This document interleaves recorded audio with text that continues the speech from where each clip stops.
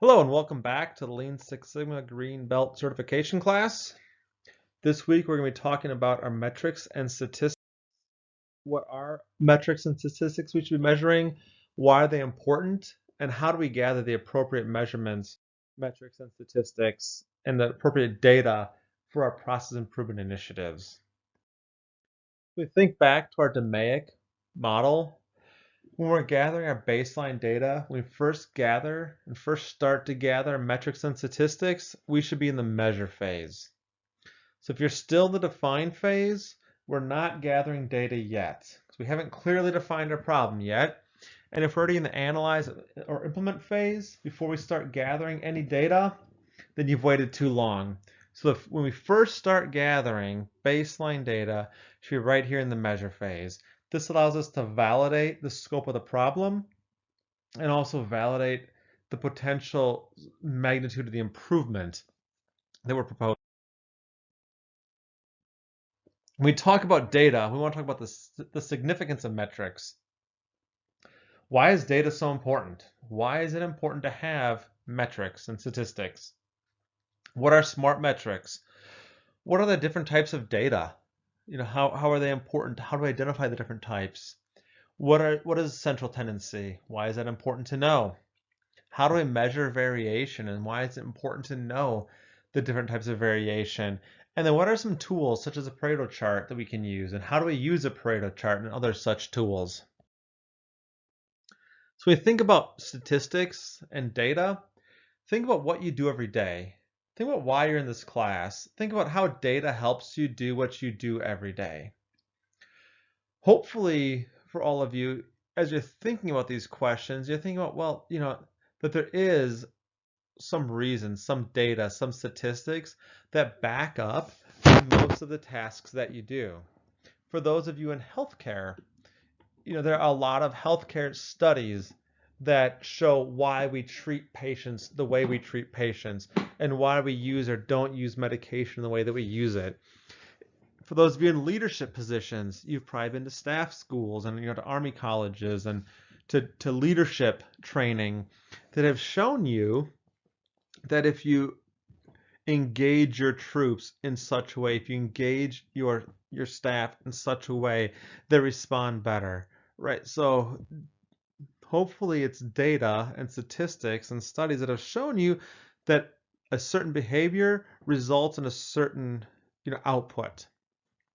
However, many times though, people don't often use that. So it's important that as we make decisions, as we take on tasks or we push off tasks, we're doing it because data and statistics have pushed us in a certain direction and has validated that way of thinking.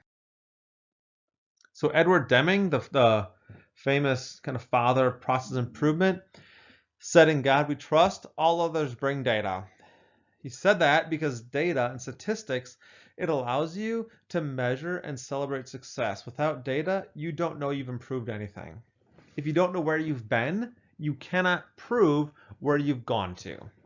So data allows you to show that you've improved a process by a certain amount. It allows you to prove you have an opportunity that needs to be fixed. You can't show improvement opportunities without data. You can't show how your team has been performing if you don't have some sort of measurement in place. If you don't have some sort of goal for your team and a way of measuring your team, you can't show how they've actually been performing, be it good, bad, or just sort of blasé. Also, if you want to win an argument, or if you're trying to get a proposal through, or push an agenda item through at a committee or a meeting, you might have success without data, but having some facts in your corner just bolsters your chance of success. So that's why data is so important. It takes an argument from just arbitrary and subjective to much more fact-based and objective. This is what it is. This is the current state. So people have to accept it or deny it based on its merits, not off on our assumptions or kind of our feelings about it. When we talk about data, we'll talk oftentimes about statistics. So we talk about data, we're talking about the inputs, right? Kind of the numbers. Statistics is gathering all those numbers, analyzing it, and then interpreting it. That's statistics. Statistics allows you to make data-based decisions. It allows you to determine probability for an outcome. It allows you to determine real problems kind of in real time and deal with them. This is applicable to any job in any field. No matter what you go into, you will be successful and you'll find great success if you're able to look at metrics, analyze it, interpret it, and act on them. You'll have great success. If you go into any sort of process improvement or consulting field, you'll use this all the time. So I'm a business consultant. I work with corporations all the time. And I literally live or die. Well, I don't die, I guess, but my business lives or dies by data. I'm able to show them, here's your problem. I'm going to charge you X amount of money because the benefit I'm going to give you is going to be this. The data has shown this. I use statistics to kind of prove my value, my worth to them. And then when I'm done, I say, here's where you were. Here's my baseline data, right? Here's where you were.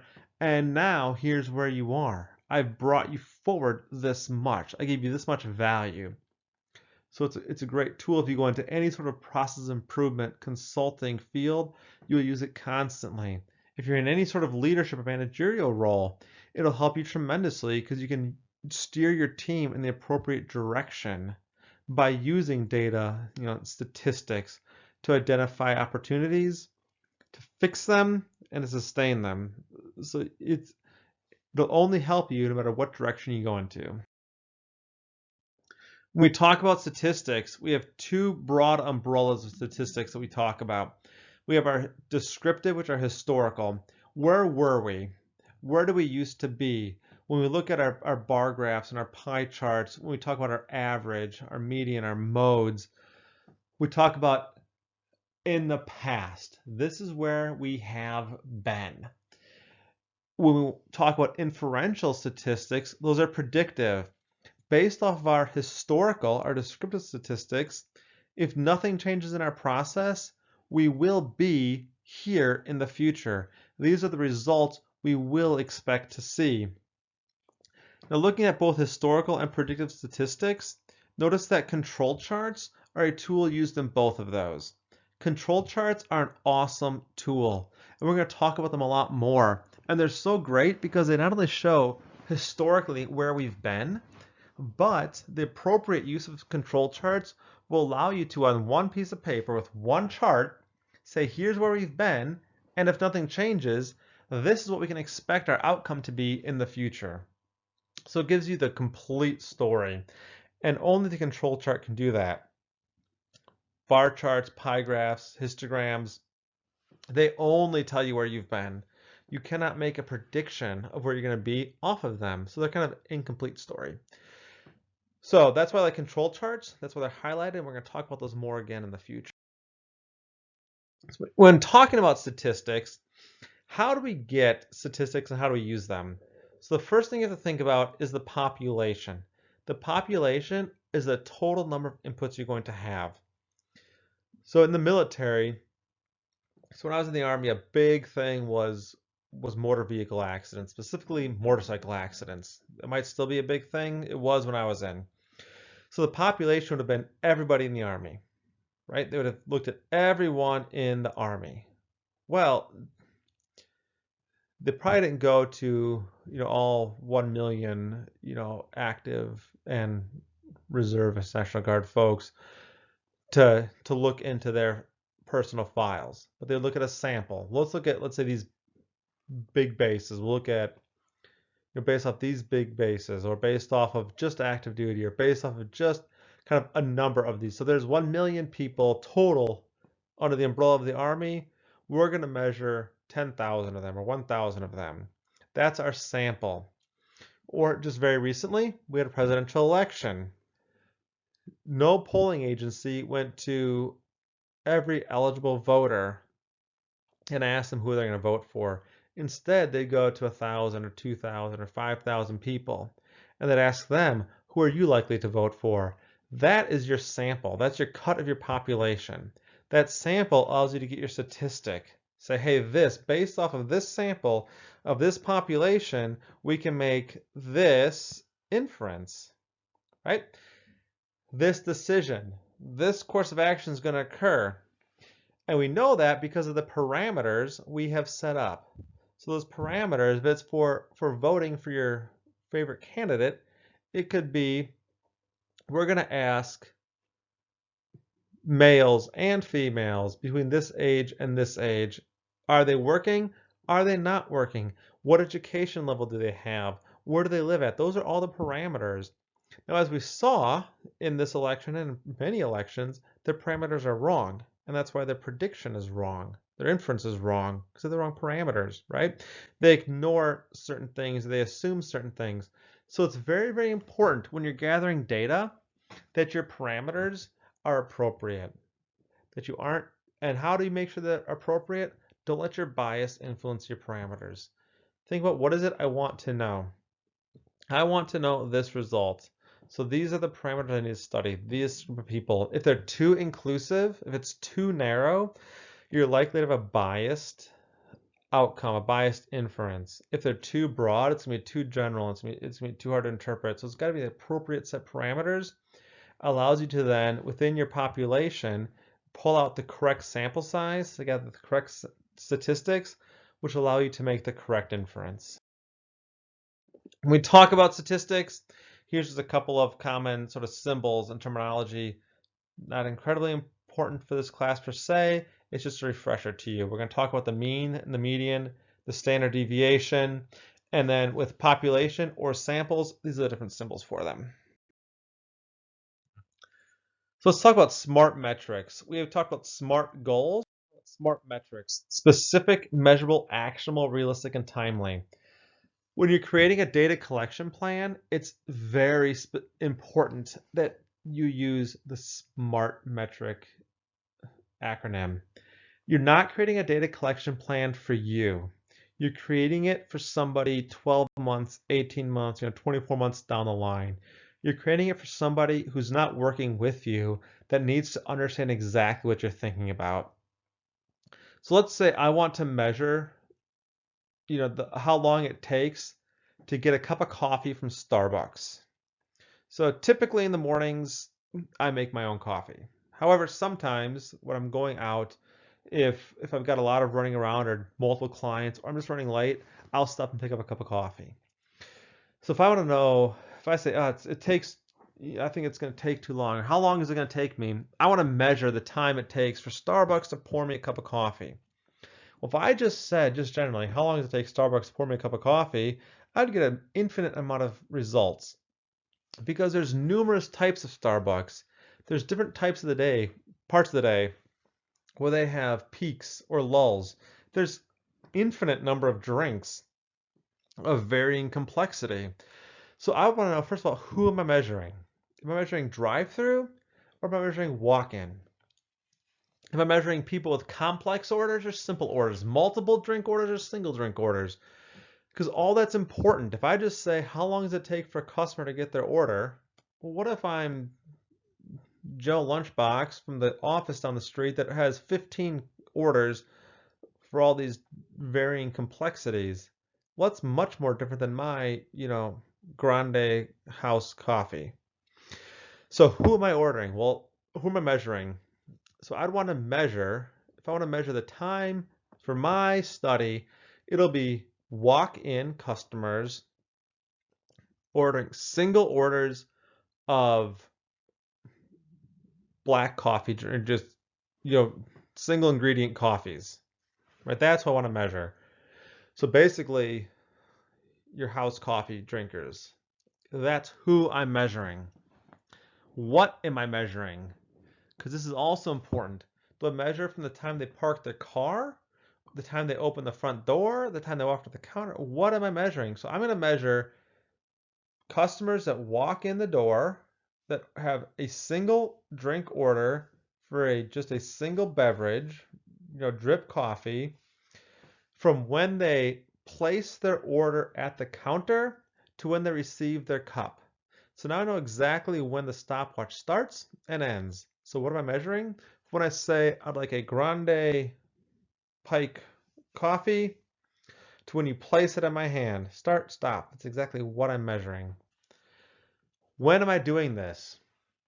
I'm doing this Monday through Friday on, between 5 a.m. and 7 a.m. on non-holiday times. So any of these Thanksgiving, Christmas, crazy, let's all go shop and be insane times, I'm counting those out. Weekends, I'm counting those out. I'm just counting the morning, 5 a.m. to 7 a.m. What only folks that are at the counter when they've said, this is what I want when I get it, folks that walk in, and only folks that order drinks that comprise of one ingredient, and that one ingredient's a drip coffee. So now I know exactly who I'm measuring, what I am, and where I'm doing it, and when I'm doing it. And the where would be, I'm only going to do it at standalone coffee shops in, let's just say, so I live in the Acworth, Kennesaw part of Georgia. So in Acworth or in Kennesaw, that's where. I'm not going to look at Starbucks in New York. I'm not going to look at Starbucks in southern Georgia where there's 3 people that live there anyways. I'm not going to look at folks in Atlanta. I'm looking where? The Kennesaw area. That's where, why am I doing this? Why? To see how long it takes from when I place my order to when I receive my order. And then which Starbucks? Standalone Starbucks.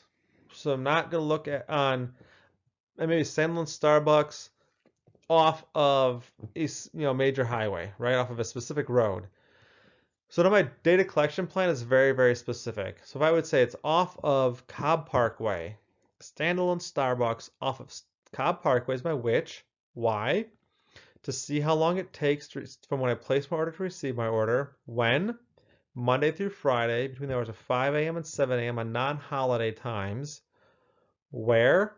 Kennesaw, Georgia. What am I measuring? Walk-in customers who place their order from when they place at the counter to when they receive it. And who am I measuring? Walk-ins, single orders on single ingredient drip coffees. So now we know all that's included and all that's excluded from my data collection plan. It's very, very specific. And it's very important that your data collection plans are equally specific. Because if I was to tell you, I want to measure how long it takes someone to get their cup of coffee at Starbucks, and I were to leave it at that, you can measure everything under the sun and come back with all sorts of different data that wouldn't help me, because that's never going to impact me. I don't want to improve the time it takes the crazy guy that orders 3 drinks that have 18 ingredients. I don't care about him. I care about folks like me that want a cup of black coffee, right? So that's what I'm measuring. It's very, very specific. Is it measurable? Can I measure those things I laid out? Yeah, I can. I can look at those things. I can get the data for walking customers. I can get that. I can get the data from when they place an order at the counter to when they receive it. That's all tracked, right? The ingredients that they ordered. I can get that data. It is measurable. Can I act on that? I can, because that's a reoccurring order that would give me some sort of baseline of performance that I can act on. Is it realistic to be able to get that sort of data? Yes, it is.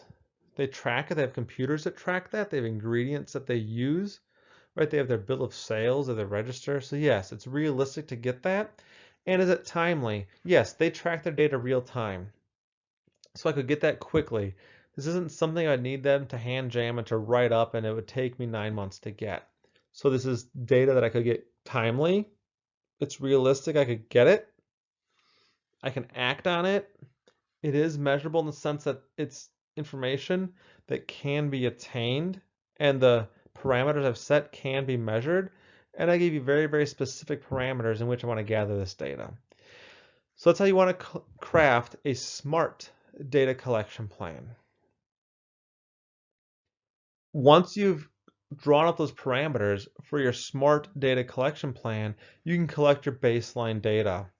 Without your baseline data, you cannot implement a change. You cannot.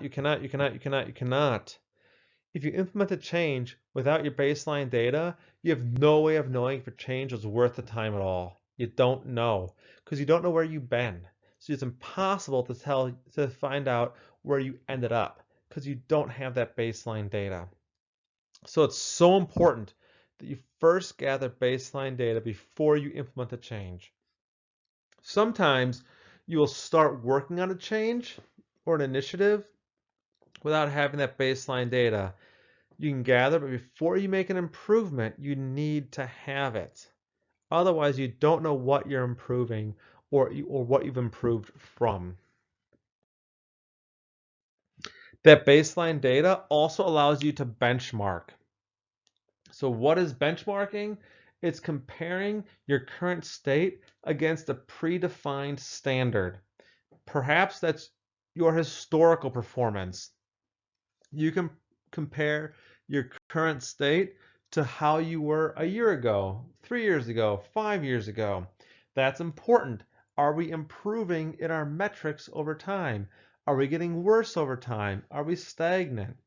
You can benchmark against an organization that's similar to yours that's best in class. What do the elite in our industry look like compared to us? So we know what to strive for. How close to elite are we? What do our peers look like compared to us? What do fellow institutes that are of similar sizes, what do similar divisions or battalions or hospitals or clinics that are of similar size and scope, what do their metrics look like compared to ours? So that's what benchmarking is. It's important to benchmark because it'll tell you how you're doing in relation to your peers, how you're doing in relation to best in class, and how you're doing in relation to your historical performance. And it will highlight if and where you have opportunity to improve. So if you look at the best in class organizations and you're neck and neck with them, then maybe your shift should be to sustainment rather than improvement. If you look at your best in class and you're way down on the ladder, great, you got a lot of improvement to do, right?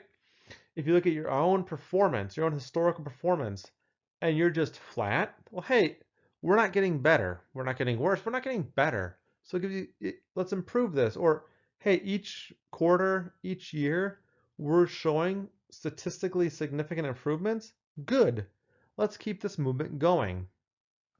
So it's important to benchmark. And I would always encourage you to benchmark against those three things: your historical self, your peers, and the elite. And that gives you your goal. Should always be there with your peers. You should always be improving up yourself and always striving to reach the elite. So that's kind of your constant goal, right? So always benchmark against yourself historically, your peers, and then those elite. When we're benchmarking, we want to capture that data. We also want to turn data into information. So how do we do that? We start off with a theoretical concept. So let's go back to our Starbucks example. My theoretical concept is it takes too long to get my coffee at Starbucks. Okay, that's my theoretical concept. Now, what are my operational definitions? When I say it takes too long, what do I mean by that? What is my standard that I'm comparing this against? So what does too long mean? And when I say to get my coffee, what does my coffee mean? So I'll define my coffee, my operational definition, as my single ingredient house drip coffee. That's what coffee is. It's not this complex things. It's just a drip single ingredient beverage. And too long, maybe my standard is it should take no more than 2 minutes from when I place my order to when I receive it. If you're thinking about that, 2 minutes is kind of a long time. It should take no more than 1 minute, right? That's my definition, my operational definition. So my theoretical concept is it takes too long.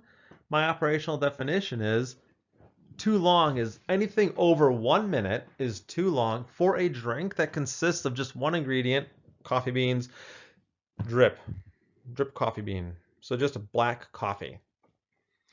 So now I've created my operational definition. Now my measurement and my data collection plan. How am I going to measure that? That goes back to the SMART operational or smart data collection plan. I then craft that. And I design that based off all the parameters that we just discussed, 2 slides ago. I gather my data. So I'm able to analyze and get the output of all that data, which allows me to make an interpretation. I then interpret what those times are for folks who are getting that black grande coffee, and I make a decision. It is in fact just the right amount of time, or nope, it is too long, or it's a lot faster than I thought. Either way, now I know. But it all started with an appropriately crafted theoretical concept, an appropriately defined operational definition that I collected the data for, analyzed, interpreted, and made a decision. You can't skip any of these parts. If you skip any of these steps, you're going to be reacting to incomplete information. So it's important that this wheel, you always start at theoretical and you end at information for decision making, and don't skip any steps. And anything that you kind of craft out, somebody else should be able to collect in the same manner that you're thinking of and understand in the same way that you're interpreting it or understanding it. That's how you know that you've written it clearly. So we want to pick our correct metrics. How do we pick the correct metrics? Always start with your process. So if we're going to stick with a theme of my coffee at Starbucks, so I would look at what are all the process steps to that. Well, I'd have to order coffee, I guess walk into Starbucks, place order, pay cashier, receive coffee, right? So I place my order. That's my process step. That's what the process starts with, placing my order. In order to place the order, I need my input. The inputs are all of the options I have that influence my process. So my process is placing the order. The inputs, what do I need in order to place that order? I need a cashier. I need a menu. I need a customer. So those would be inputs. And then the cashier, the menu, the customers, the point of sale system, those inputs allow me to place the order, and then placing the order allows me to have an output. The output would be the order. Order, the coffee or the beverage ordered, right? So we want to gather our metrics. So how do I measure these things? So with inputs, if I need a customer to place the order, an input could be how many customers. So how many customers are there in line? I can measure the number of customers in the store at the time.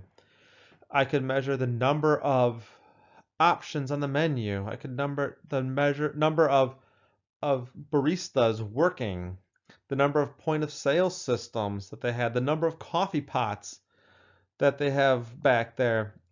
Process. I placed my order. Okay. How long did it take to place? How many orders did I place? Was it, did they receive it accurately? Yes or no? Outputs. My order was, coffee ordered. Was it correct? Amount of time to complete that transaction. So those are metrics you would assign to your input, your process, and your output. And you just go down the line. So that was my placing the order. Then I'd pay cashier. Input, I need money. I need a bill, right? Pay them. Output, change given, sale completed. The next process step, coffee made, coffee poured, coffee received. So you'd list out all the high-level process steps, all the inputs you need to complete those process steps, and what do each of those process steps give you? And then how would you measure each of those?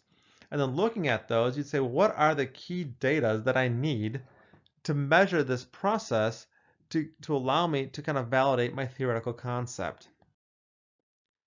So when you want to pick your right metrics, you always want to have an input, a process, and an output metric, at least one of each. I always suggest 3 to 5 metrics. Right? So inputs are your predictor measures. So if it's with the coffee, it could be number of customers, time of day, number of baristas, number of order. All these things can kind of influence the process. So your predictor measures.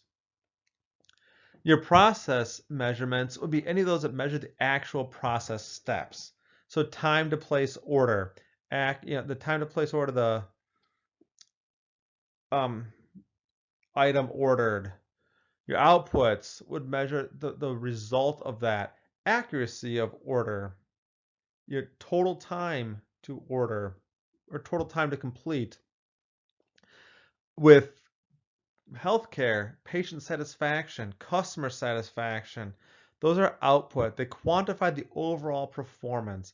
So how do you measure the overall performance of the process?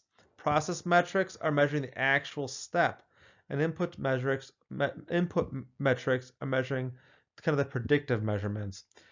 So three categories of any of these for any of these metrics could be cost, speed, or quality. You can always look at input, process, or output, cost, speed, and quality. Can be metrics for all three of those.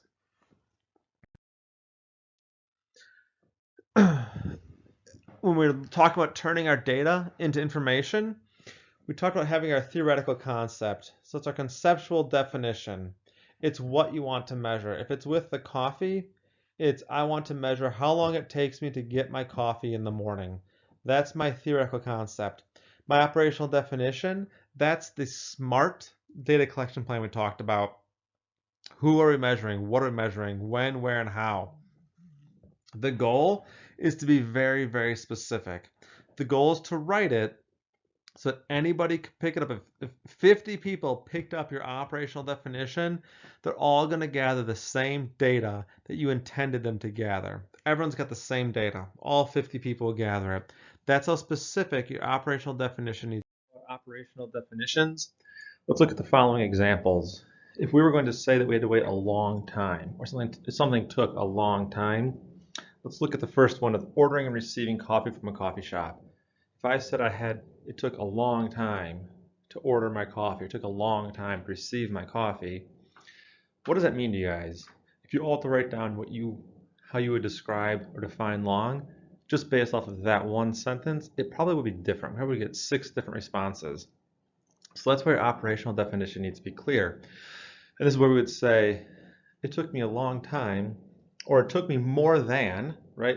Maybe more than 2 minutes to stand in line, place my order, and receive my coffee at 5 a.m. at the Starbucks at this location. Oh, that's what he means by long. Because my expectation for a coffee, if I were to get a coffee right now, as opposed to if I were to go the week before Christmas or 3 days before Christmas, the day after Thanksgiving, those peak shopping days, or if I were to get a coffee at a mall, maybe on a Saturday where there's a bunch of people out there, as opposed to a coffee at 2 p.m.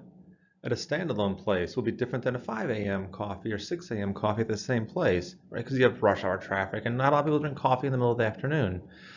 So you want to define clearly based off of this location, this time of day, and what I was doing. When I say long, I mean it was greater than blank, and greater than 3 minutes or greater than 2 minutes. So that would be my definition for long. And so everyone understand, so if Matt waits more than 2 minutes at this time of day, at this location, for this type of drink, he will be unhappy. If we were to say I waited a long time for a physician to see me in an emergency department, again, long can be very, very subjective. If I went in because I'm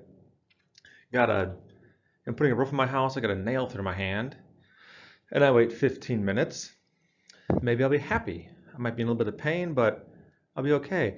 If I get shot in the stomach and I'm bleeding out and I have to wait 15 minutes, that's a totally different 15 minutes, right? I want to wait like 15 seconds. I want to be treated immediately. If my wife is about to give birth and I have to wait for 15 minutes for someone to see us, as opposed to if I just have a really, really bad stomach ache, that time is different.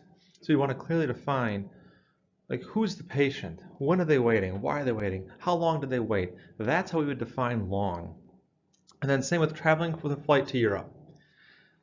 If you've ever flown, many of you probably have, or flown overseas, you're all military, you've probably flown across the world before, or even across the country. More often than not, You don't take one direct flight to Europe. It's only, I think, 2 or 3 airports that fly direct to Europe. And unless you happen to live in Dallas, Atlanta, or New York, you're probably doing a connector flight, right? So does your flight start at the connector flight, or does your flight start at the final destination flight that gets there? Does your time for long start when you leave the house in the morning to go to the airport? Does it start when you park your car at the airport? Does it start when you check your bag? Does it start when you first get on the airplane? Does it start when you start taxiing? When do you start that clock? Also, we could all be in the same flight, and one of us could go sit up in first class. One of us could be in business. Somebody else could be in coach. We could, and the person who's in coach, maybe 2 or 3 of you in coach. One of you might have kind of the exit row seat. You get a bit more room. One of you might be behind a kid that screams and cries, and one of you might be that middle seat in the middle aisle when people are laying down in front of you and you have no comfort at all. Your flights are all going to be totally different experiences, but you're all on the exact same plane. So you'd want to define, hey, I'm not going to look at the first class because those guys are going to put on noise canceling headphones and go to sleep and then have a wonderful trip. I'm not going to look at the person who's got the kids screaming in them. But for the average person, if the flight took more than this amount of time, and then from wheels up, what are we talking about? How are we going to start measuring that? Right, because there's many different factors we're going to look at. So are we talking about the total experience of leaving the house and getting there? Or are we talking about wheels up on the final plane to wheels down? And that's what we're going to time. And if it took more than 8 hours or 9 hours, that was a long flight. Or where in Europe are we going? Where in America are we going? So you want to define those clearly so people know exactly what you're thinking about. Because if I just say I flew to Europe, I've got all of America I could have left from, and all of Europe I could have landed in. So it's very, very, very broad. I want to be very, very specific. So the key is you write your operational definition so specifically that these words that are subjective words, long, people know what they mean. They know long is defined as greater than blank amount of time, and I started my stopwatch here, and I ended my stopwatch there. But I'm excluding these extenuating circumstances. I'm excluding folks in first class. I'm excluding folks that have someone screaming in their face the whole time. Or for the ER, I'm excluding life-threatening emergencies. So it has to be very, very clear that your operational definition is written in such a way that when everybody reads it, they're all seeing and understanding the exact same data collection plan that you intended for them to. So your homework for this week is to choose 2 of the following and then write an operational definition that is clear to whoever reads it on what you intended for it. So going back to those characteristics, who are you measuring? What? How? When? Where? Why? Right?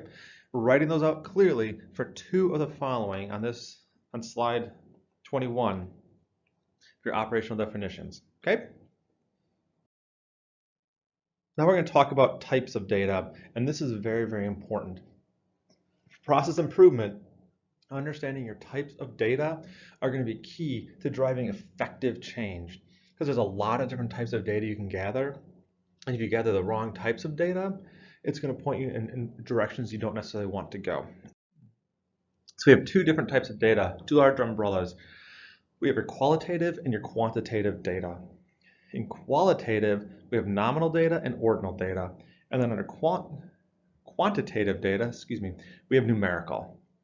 All right, so the 2 big umbrellas, qualitative are the kind of quality, and quantitative count. Numerical is our count data, and nominal and ordinal are qualitative data. When we talk about nominal data, it's our simplest level of measurement. It's simply categories. Nominal, think name. There's no inherent value or worth just to a category. You're simply stating it exists. If you walk out into the parking lot and you look at the types of cars, Ford, Chevy, GM, GMC, you count up, right, the different types of cars, maybe different manufacturers or different models. You count the different models of cars. There's not a value to saying Ford, F-150, Toyota Tundra. They're just both one. It just is a type. You're simply categorizing the types of vehicles you see out in the parking lot. If you look at a sick call roster, what brought people in categories of illnesses. That's all you're looking at, right? Just quality. It's just count of a category. So it can be names of departments, types of transport. Anytime you're naming, categorizing, or listing something, that's your nominal data. Ordinal data, it takes an obvious order, a rank order or an inherent value to something. So if we look at Yelp, I'm sure we all probably used Yelp, and it's got what the stars, I believe, right? 5 stars, 1 star through 5 star. 1 star is terrible, 5 stars is the best. So if you look at a Yelp rating and you see it has 4.5 stars, and another restaurant on there has 2 stars, you would say this one got a better review, because I know 4 is better than 2. 4.5 is better than 4. It's not as good as 5, but it's better than this. So it's got a specific known order, an obvious order, or an inherent value to those stars. What you don't know, though, is why did somebody give it a 1 as opposed to a 2? Or what would have driven them from a 2 to a 3? You don't know that. You just know that 1 is better than 2 and 2 is worse than 4, but you don't know why the individual people felt something deserved 1 over 5 over 2. It's subjective, and that's the key. So they might say, well, service was bad, but why was it so bad that they got a 1 where somebody else felt the same bad service equal to 3? You don't know. If we all took off our shoes, stood against the wall, and kicked the wall as hard as we could, and said, rate your pain 1 through 10, I don't know why some of you would have given it a 4, some of you would have given it a 7, some of you would have given it a 2. I don't know why. I just know, though, that 1 is the least, 10 is the greatest, and wherever you fall in there, there's a rank order, but it's subjective. And this is important to understand. So when you're looking at customer data or patient data, satisfaction data, that type of data, and you see that someone is giving you a score that maybe you're not happy with, maybe your patient satisfaction scores are lower than you want, to just say we need to improve this? Not necessarily, because it's subjective. So you need to find out what caused that score. All right, so ordinal data, it represents a rank order, a specific order, something with an inherent value, but it's subjective. Numerical data, it's our quantitative observations. So we have, under numerical data, we have continuous data and non-continuous data. Whenever possible, use continuous data. So whenever you have an opportunity between non-continuous or continuous, you're going to use continuous data. Under non-continuous data, we have two other categories with discrete and attribute. All right, so we'll talk about this in a moment. So continuous data, I said whenever possible, use continuous data. And why is that? Because it's the most specific, most exact data you can have. Continuous data, it's numerical data, but the continuum that you measure it on is infinite. So for example, look at our examples here: age, height, weight, time, volume, distance, measurements. Those are all going to be continuous data. So let's think about age. If I were to ask all of you your ages, you would just give me a year, right? So if you say, Matt, how old are you? I'm 25 years old. I'm not, but that's what I tell people. So I say I'm 25.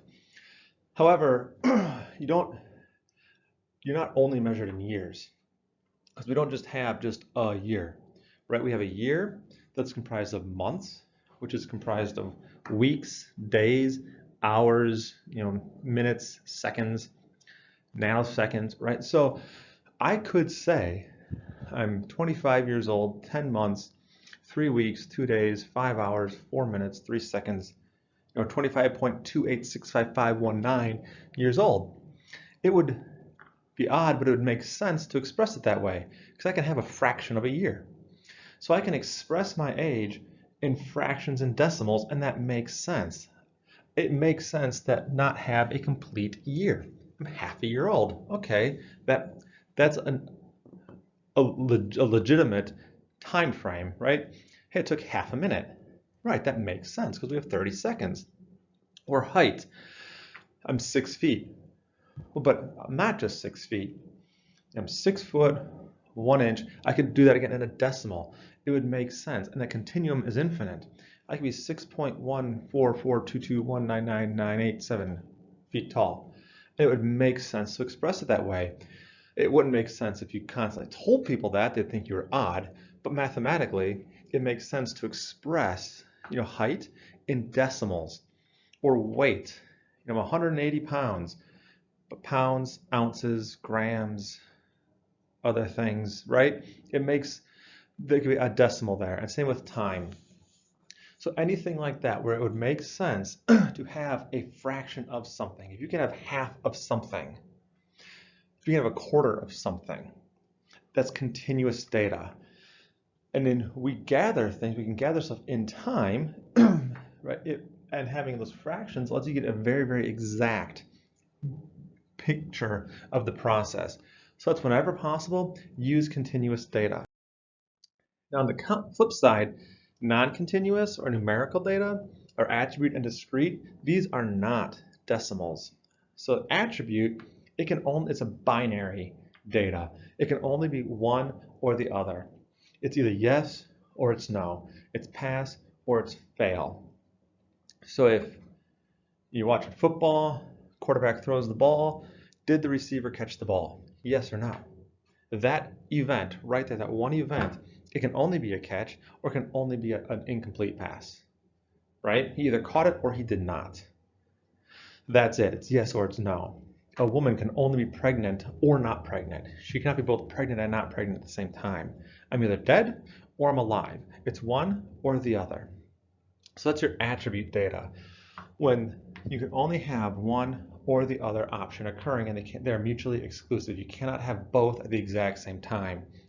I can either fall or I cannot fall. I cannot do both at the exact same time. And then discrete data is when we count something, but that can only exist as a whole number. So if I were to say how many people are in my organization, there are 200 people. I cannot have half a person. I cannot. I cannot have half a person in a classroom. I cannot have half a car. I can't have half an arm, right? It's there or it's not there. It exists or it doesn't. You can't have half a hole or half a star. So it wouldn't make sense to express it as a fraction or a decimal. Now with discrete data, it's a whole number count of occurrences. A lot of times people take discrete data and they will say, we average 25.3. It's important that you never express something in a more precise manner than you're able to gather it. So if we were to look at, let's say, receptions, in football, receiver receptions. He's averaging 2.8, catches a game. It's impossible. You can't average you can't have 0.8 catches because it's discrete. It's either he caught it or he didn't. People do that a lot, but it's incorrect.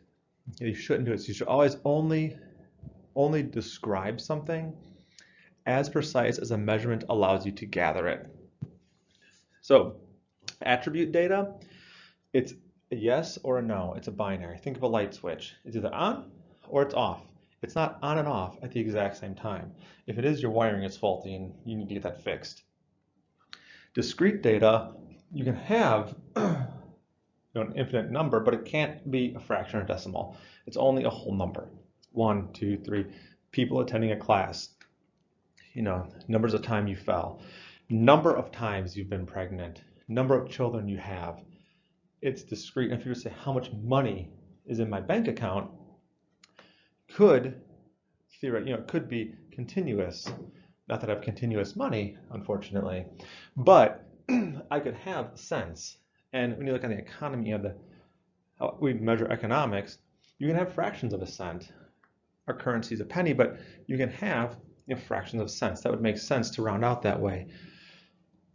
But as far as number of cars in the parking lot, number of rooms in your building, it can only be a whole number. It's all that it can be. So it'll be discrete data. Now, a lot of times we can use both attribute and discrete together. We can ask women, have you been pregnant? It's yes or it's no, right? That's it. It's an attribute question. Have you ever been pregnant? Yes or no? I have been pregnant. How many times? Now it becomes a discrete question. Oh, 7. So it's important that when you're asking questions, make sure you're asking it to gather the most amount of information. So if you were to say to patients as they walk out of the hospital, did you fall? Make it yes, yes, yes. Oh, 3 patients fell, but perhaps they each fell 10 times. Oh, so you should be saying how many times? If yes, how many? So when you're gathering data, it's important to understand attribute versus discrete so that you gather the most information you can. And if something could be gathered in a continuous measurement, go for it that way. An example of that could be if we're saying, how many years have you worked here? How many years of experience do you have? We ask that of people a lot. We could say, I have 1 year of experience.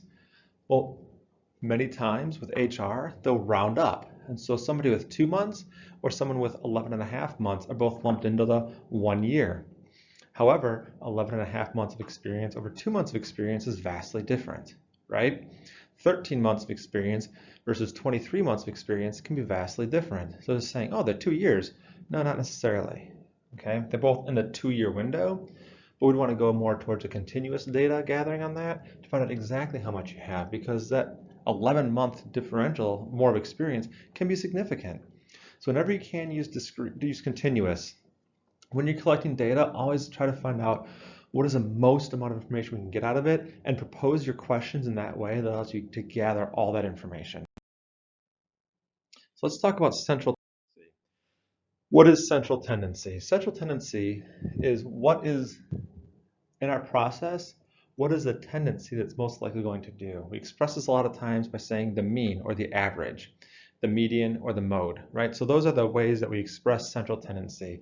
We hear a lot of times, our average wait time is this, our average number is this, our average point is this. That's your central tendency. If we take all the volumes together, add them up, divide by the number, this is what's most likely to occur. What the central tendency allows you to do is also see if your process is statistically stable. It's not saying it's good, it's not saying it's bad, it's just saying that it's statistically stable. If a process is statistically stable, that means that you can predict future results from it. So look at the bell curve here. We see how the measure of central tendency is right in the middle. The bell curve is split. We have a statistically stable process. Half the time something's going to be over on one side, half the time on the other. We have a normal distribution. We can make predictions based off of this. We also use central tendency to determine the accuracy and the precision of our process. So for example, accuracy, it's how close are the actual data points together. And then precision is how close to our goal are those actual data points. So here's an example. If we were to look at a target, right? You all go to the range, you shoot your weapons. You hit your target. Now, the bullseye is the goal. So did we hit the goal? Yes. Okay. So now precision, being how close together are they, and accuracy, how close to the goal are they? Is this accurate? Is it precise? Or is it both? We could say, well, we would say a process is accurate. Right? We hit the bullseye, we're on the target. So we are hitting the target. We're hitting our target, and we did hit the bullseye. However, it's not precise. Why? Because look how spread out they are. We get different results each time. So we are seeing our patients, right? We're getting them done each day. We are getting some done within the amount of wait time that they want to be seen, or we're seeing our customers within a certain wait time window. However, like all of our customers maybe are being seen, within 15 minutes early to 15 minutes late. They're all in there. And some of them are getting seen right on time. However, they're spread out. They're all over the board. We don't have a consistent pattern. Whereas this one, is this accurate? Is it precise? Or is it both? We would say it's precise and accurate because not only are all of our shots in on the target, they're all in the same spot on the target, the bullseye. So that's saying, hey, the patients, the customers want to be seen on time. We're seeing them on time every time. We have a precise and accurate process. So we know when someone walks through the door, if they have an appointment at 9 a.m., we see them at 9 a.m. The 9:30 is seen at 9:30, and so on. So every time, each time, we're seeing them when they're supposed to be seen. So our process is accurate and it's precise. Now, how about this one? Is this accurate, precise, both, or neither? So it's precise. We know exactly what our process is going to do. It's not going to be accurate. We're not hitting the expectations of our customer, but we're missing the expectations of our customer in the same direction every single time. So we're still predictable. If this is a bar chart, or I mean, it's not a bar chart. If this is a graph, a bell curve, right? If this is a bell curve, let's say this would be to the left. Oh, we're early. We're going to see you 10 minutes early every single time. That's if you're a patient and we're your doctor, you come in, we're always going to see you 10 minutes early every single time. You might not like that, but that is what our process is going to do. So at least we know where our process is going to be. And then how about this one? Accurate, precise, both, or neither? This would be neither accurate nor precise. Why? We've not hit the bullseye at all, so we've never hit the expectations of the customer. We've never hit that. And also, we're not close together. We don't know what's going on. I can't tell you, with each patient who walks through the door, I can't tell you what we're going to do for them. Might be early, might be late, they might be way off on another target somewhere. I don't know. So if you're shooting at the range, I have no idea where you're going to hit. Right, you just took a shotgun and okay, some land where they land and someone flying off down the range. I don't know where they're going to fall. So when we look at these four, accurate, precise and accurate, precise, or neither precise nor accurate, we know we're not going to have to adjust the precise and accurate. That target, that's a perfect process. We're not going to do anything to it. But of the other three, which one would you think would be the easiest to fix? It's going to be the precise, our lower left. Why? Because we can predict exactly what's going to occur with our process. We know where our results are going to be. We know where our process, how it's going to be, what our process is. And so now we know if we make a change, here's what that change will be. We can adjust it now. So just like when you're sighting your rifle, you finally get that shot group. All right, if I turn your sight post here and your lower sight post there, your bullets are now going to end here, because we know how you're firing. We're making an adjustment to the process. So before you make any change to your process, you need to make sure that you at least have a precise process, which is statistically stable. Not saying it's good, it's not saying it's bad, it's just saying you've got a process that is statistically in control, it's statistically stable, and now you can make adjustments. And so when one of those data points moves, you know it's because you made the adjustment, because you changed the process, and not because it just happened to be one of your scatter shots over there, okay? So qualitative and quantitative, what were the three umbrellas under there? Nominal, ordinal, and numerical. Nominal, it's our names, it's our categorical data. So it's the Ford, the types of cars, types of departments, names of people in class, right? Those just categories, no inherent value, no specific worth to just categorizing. Ordinal, there's a set specific order to it. There's an inherent value. We know that 1 star is better than 3 stars. 2 stars is worse than 5 stars. We know that. On a pain scale, we know 1 is minimal to no pain, 10 is the worst pain we've ever had in our life. So we know that, but it's subjective. We don't know why somebody picked one over the other, and we also don't know what would have driven somebody to go from a 3 to a 4. What would have made them go from a 4 back down to a 2? We don't know what's moving them, and they might not also necessarily know. It could be the mood they're in at the day. It's subjective, but there's a rank order to the data that we see. Under numerical, we have continuous and non-continuous. Whenever possible, we want to use our continuous data. And continuous data is if it makes sense to express something out as a decimal or a fraction. So the continuum on which we measure something is infinite. Volume, distance, time, those type of measurements are infinite. With our non-continuous, attribute, and discrete, attribute is binary data. It's either or, one or the other. You have 2 options, but you can only have one occurring at a time. While I'm walking down the hallway, I can fall multiple times, but I can only fall once at a time. I have to get back up again in order to fall again, right? So I can't fall and not fall. at the same time. If I walk down the hall and you're to say, during your walk, did you fall? The answer has to be yes or no. It's mutually exclusive. Attribute data. And then the discrete data would be, well, how many times? Then it's the count of occurrences that can only occur in a whole number. If you can express something out as a fraction, it's not discrete. If you cannot express something as a fraction, it is discrete data. I cannot fall half a time.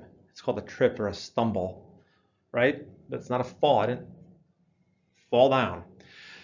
So that would be discrete data. When you're gathering your data and you're creating a survey or data collection plan, if what you're looking for, if what you really want is discrete data, don't ask the question in an attribute format then.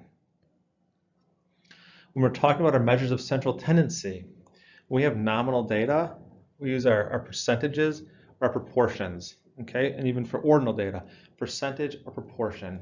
We had 85%, satisfaction, or 88% of our customers love us. Percentages or proportions. With numerical, we use the mean and we use standard deviation, and those are measures of central tendency.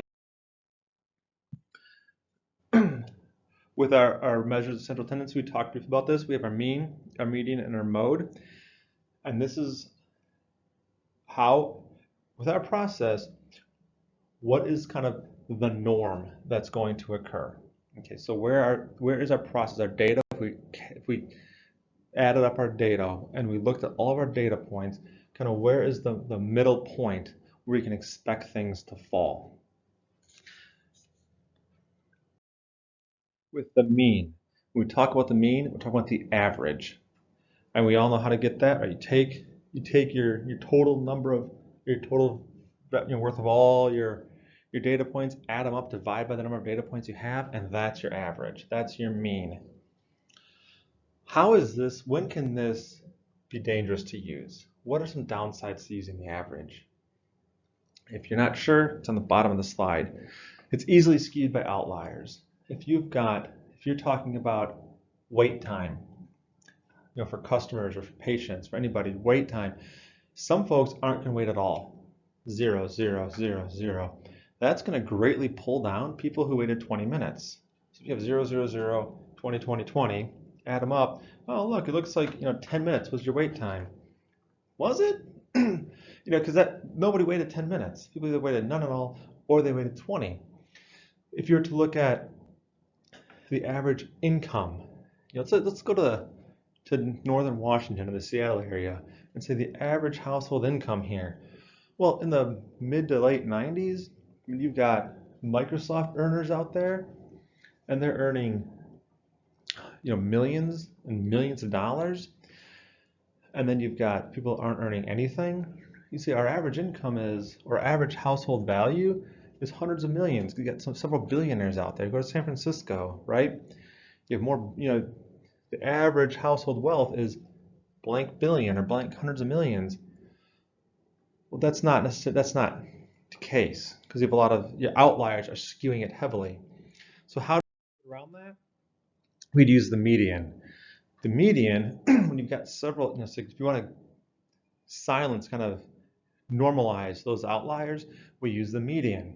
So you list out in rank order all of your data points, and then starting from both ends, you just move in towards the middle. And the one in the middle, that's your median. And that's how you take someone that has zero money that they're earning or zero money in their bank account, and you take, Zuckerberg, who's got billions of dollars, and you're not skewing it. You just, those are the two ends, the two ends, the two ends, until you get to the middle. Say, this is our median. And that's why a lot of times you see median household income, median net worth, because you're not allowing the outliers to skew it. And we have your mode. Your mode is the number that occurs the most. A lot of times we'll see this in operations that have two different peaks. So emergency departments, for example, tend to have kind of two flows. You've got your early morning, and then maybe you're later in the evening or night. Coffee, Starbucks, you've got your on the way to work, and then your evening kind of peaks. Restaurants will have the breakfast rush and then the dinner rush. So they have two peaks. So it's a mode. what occurs the most, the frequency that occurs the most. We oftentimes use this when there could be two peaks. So mean, median, and mode. How do we use these together? When looking at the mean, median, and mode, why do we want to know that? If you take all your data in Excel and you highlight it, and then you have it auto-sum your mean, auto-sum your mode, auto-sum your median, if those three data points are very, very close together, that tells you that your process is normally distributed, statistically in control. If there's a significant difference between your mean, your median, and your mode, you have a process that's not statistically in control. And so your graph is going to be skewed, your bell curve is going to be skewed. If all three of them are almost the same or very, very tight, you have a normally written, a normally drawn out bell curve. So that's why they're important to us.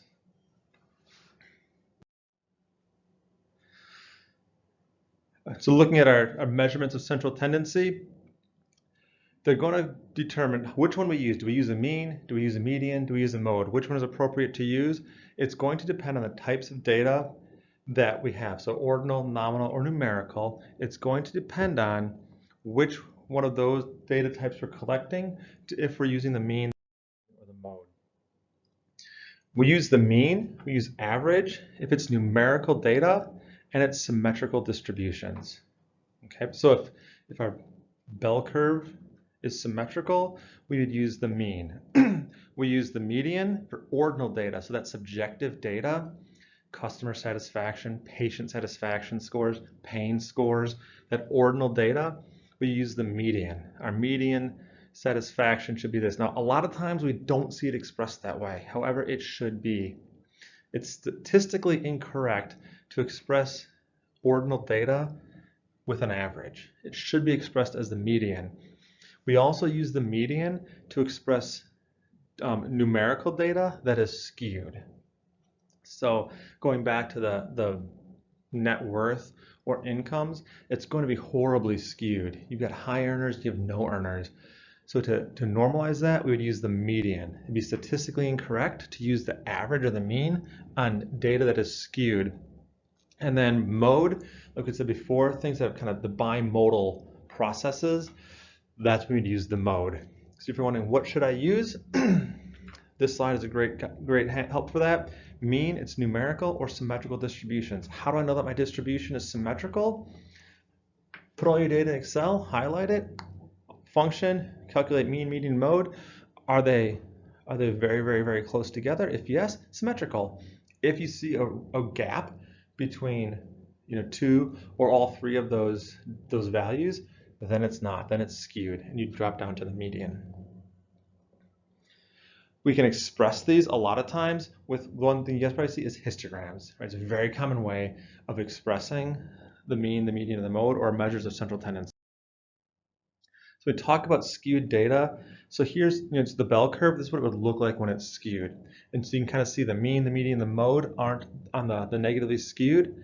They're not together. There's a gap between them. On the normally distributed, the middle one, they're all very, very close together. And you have about 50% on one side and 50% on the other. And then on our positively skewed, we see the mean is far off to the right, right? So we'd be able to see that by calculating those three together and then saying, okay, that tells us, is it skewed? And is it negatively skewed or positively skewed? And this does not mean that your process is bad. It just means that your process isn't statistically in control. So an example of a negatively skewed process could be wait times. Right, far off to the left, it's going to be 0, and then progressively getting higher. Your wait time is going to increase progressively longer.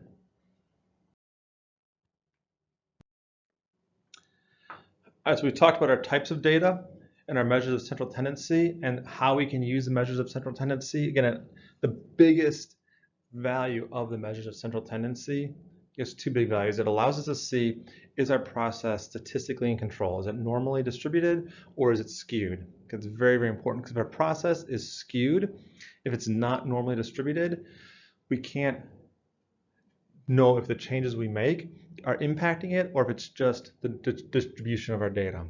So we want to bring our process want to stabilize our process first and then make changes on it. It also lets us see if what the expectation of the customer, the spread, I guess, of what our process is delivering. So if our customer expects to be seen at 9 and we're seen early and late, we can see how spread out our process is from what, from the kind of the average or the mean or the median. So how much variation exists within our process. It goes back to precision and accuracy. How accurate and precise is our process? Because one that's very, very, has a bigger spread, or is it a very tight controlled process? So that's the value of the measure of central tendency.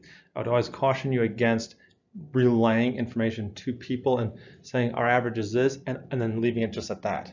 Because what that's not going to tell them is the spread or the variation within your process. It's not going to tell them the low, and it's not going to tell them the high, those outliers, but that's important to know as well. So let's talk about now our measures of variation. We talked about there could be variation within the process, so let's discuss what are those measures. How do we define that? So the bell curve, it's a very great way to, very handy way to see how is our process laid out. How are the data points falling? A bell curve, if our process were represented like this, we would know it's a very normally distributed process. Half are occurring on the left, half are occurring on the right, and then the rest are right here in the middle. So that's just, we can see a process is very predictable, it's very stable. The numbers be more concentrated in the center, and that's where we saw the mean, the median, and the mode are all going to be very tightly grouped there together in the center. They're also going to see your outliers, but they're decreasing, and they decrease equally on each side. Now, sometimes you're going to have bell curves that are wide, and sometimes you have bell curves that are very, very tight. The tighter they are, the more precise your process is, because your variation, your extreme, your tails are getting in closer and closer and closer together. So if the appointment is at 9, we could have a bell curve where we see them between 8:30 and 9:30 every single time. We see them 30 minutes early or 30 minutes late every time. Or you could have a bell curve that represents an appointment at 9, and we saw you between 8:55 and 9:05. We see you within 5 minutes of your appointment time every single time. Both are going to be normally distributed, both are going to be bell curves, but the one where a 5 minute either way is a much tighter, much more narrow bell curve than the process where you have 30-minute flexibility either way. We'll look at our measures of variation. To measure variation, we use standard deviation. So below are the steps to calculate it. Don't calculate your standard deviation by hand. Highlight an Excel function, calculate standard deviation. It'll tell it for you. Why you want to know standard deviation is because this is going to tell you the spread between your data points. So you're going to use your measure of central tendency, your mean, your median. Let's just say it's our mean. If we were to say our average wait time is 5 minutes, we have a standard deviation of 2. Then I would know, all right, I would take 5 minutes. If I were to go up 1 standard deviation, we also have 7 minutes, and then plus 2, 9 minutes, and then 5 to go down a standard deviation would be 5 minus 2 is 3, 1. So our spread is 1 minute to 9 minutes, and the average is 5. And so that tells me with our process, what are our patients, what are they going to expect to experience? They'll experience between a 1 minute to a 9 minute wait with an average of 5 minutes. Okay, so now that lets me know now the real scope of the process. Now you're not going to go to a meeting and tell them my standard deviation is 3, but you'll be able to produce a chart, a control chart we talked about earlier. We're going to get to again more in the future. Your control chart would show that for them. So they would see, here's my average, but with that, I'm going to put the average in context by showing you my standard deviations. Standard deviations are also called sigma, right? So it's 6 sigma. If you operate it, and so the sigmas levels or the standard deviation levels between your average lets you know how accurate and precise your process is. So if we had that same, 5 minute, an average of 5 minute wait time with a standard deviation of 1, well, I would know, okay, so my patients or customers, whoever, will wait between 2 minutes up to 7 minutes or 8 minutes. Did I do that math right? So 5 plus 1 is 6, plus 1 is 7, 8. All right, so you just add 1, then add to be 6, add 1 again to be 7, add 1 again to be 8. Okay, so we have a 3 standard deviation to be 8. 5 minus 1 is 4, minus 1 is 3, minus 1 is 2. So 2 to 8 minutes. That would be, they're going to wait between 2 minutes and 8 minutes with an average of 5 minutes. Again, the standard deviation, it allows you to see not just by using it in conjunction with our measure of central tendency, our average or a median, and then the spread between those data points. So when we look at our measure of standard deviation, a general rule of thumb is that at least 75% of your data points will always lie plus or minus 2 standard deviations from the mean. With a normally distributed bell curve, normally distributed process, 95% of your data points are going to lie plus or minus 2 standard deviations from the mean. So why is this important to know? So let's just say that we have your typical doctor's office or anything. Maybe you're going to get your oil changed and you make an appointment for your car to get your oil changed. And they say our average wait time is 10 minutes. So that's your measure of central tendency. It's 10 minutes. So you might think, I'm only going to wait 10 minutes. That's the average wait time. That only tells you part of the story. We have a standard, but they said your wait time is 10 minutes with a standard deviation of 5. So okay, so 1 standard deviation from the mean up, we have 15 minutes, plus 5 is 20 minutes, plus 5 is 25 minutes. So I could wait at most from 10 minutes up to 25 minutes, or going down, counting down standard deviations, 10 minus 5, if our standard deviation is 5 minutes, 0, I can be called on time, or I can be called 5 minutes early. So if my appointment is at 10 o'clock, the average, the measure of central tendency, would be to call me at 10:10, but it could be called as late as 10:25, or it could be called at 9:55. That's the range. Now, if it's a normally distributed process, what we would know is 95% of the time, you're going to call me either on time or 20 minutes late, because that's plus or minus 2 standard deviations above the mean and below the mean. So we know the average, the mean, the occurrence would be you're going to call me 10 minutes late, but 95% of the data points will fall between calling me on time or 20 minutes late. 99.7% of the data points are going to fall between calling us 5 minutes early to 25 minutes late. And this is important to know, so when you're presenting your process to somebody, they can look and not just see the average, because the average might look not bad. Oh, 10-minute wait time, except for the folks that are 20 minutes, 25-minute wait time, or the folks who are calling early. So that's our process. That's how spread out our process is. That's showing you the precision of the process. We've got a lot of variation in there. That's why standard deviation is so important. So when we look at our bell curve, here's kind of how it breaks down. A very handy rule of thumb when looking at a normally distributed bell curve is a 68, 95, 99.7 rule. It's kind of a mouthful, and no one actually ever calls it that rule, but you just know that on a normally distributed bell curve, 68% of your data points fall plus or minus 1 standard deviation from the mean. 95% of your data points fall plus or minus 2 standard deviations from the mean. And then 99.7% of your data points will fall plus or minus 3 standard deviations from the mean. So when you look at a normally distributed bell curve, so one where the mean, the median, and the mode are very, very tight together, you know that 99.7% of your data points are going to fall plus or minus 3 standard deviations from the mean. So virtually all of your occurrences are going to fall within this range. So that's why we use 3 standard deviations, plus and minus from the mean. And so there's our 68, the 1 standard deviation, 2, and our 99.7%, right? So how do we use our Pareto chart? And what is a Pareto chart? A Pareto chart is a handy tool to, again, remember this one, if we look back on like kind of types of displaying data, historical data. If you want to categorize something with importance or frequency and kind of prioritize your problems, a Pareto chart is a great tool to use. So if you were to look at customer complaints or causes of maybe accident, what contributes to accidents, or if you're looking at troops that are getting injured, what is contributing to the injury of my soldiers, my troops?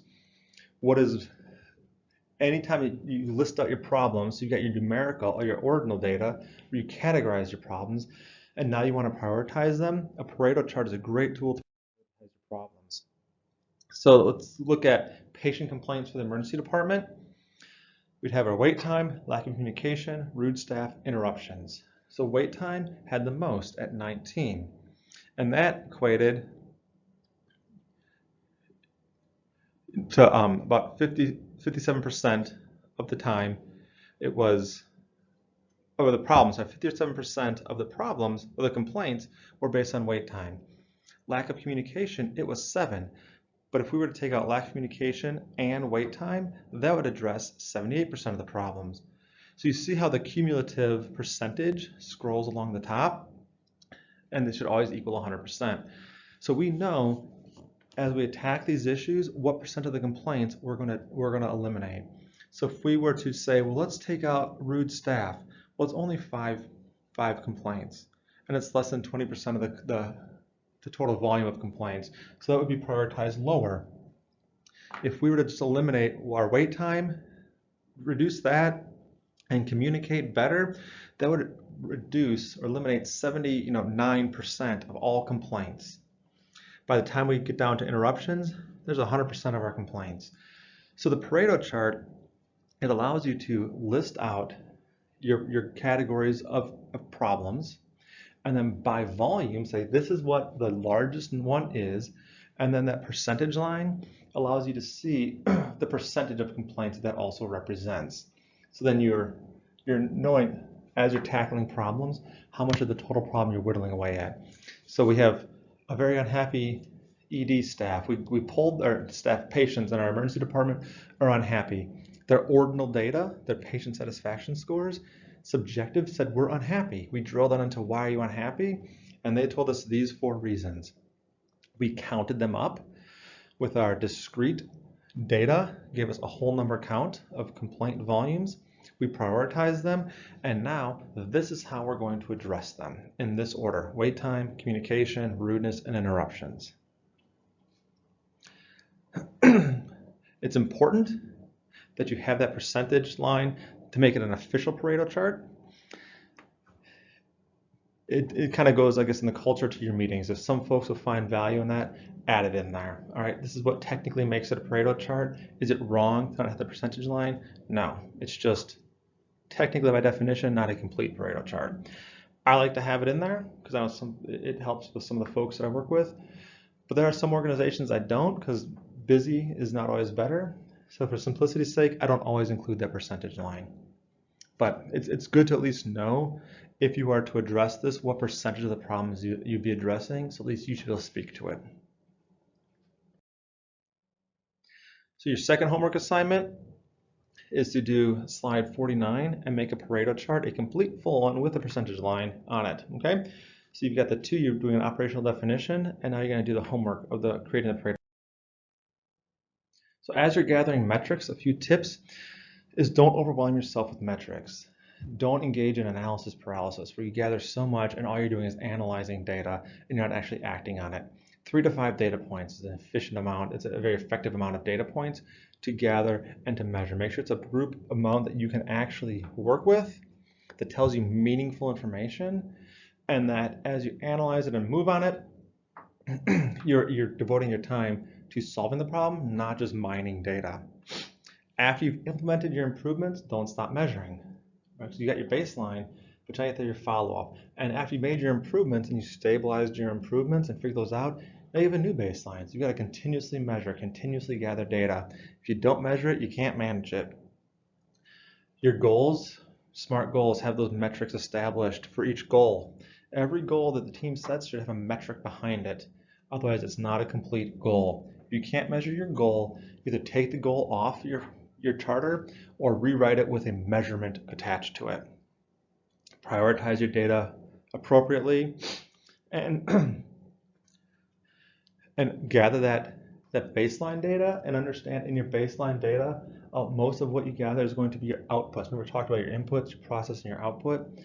That lagging indicator, it's kind of quantifying the total process. So your baseline is going to be, a lot of times, it's going to be output data, patient satisfaction, rankings, total injury numbers, efficiency numbers. It's going to be output. You're measuring the total efficiency, effectiveness of a process. As you dig into it more and you start identifying more of those process steps, as you're doing your project, you'll be able to pull more of that process data out to see what's contributing to the output data. All right, so you guys had 2 homework assignments, and I will talk to you guys next week.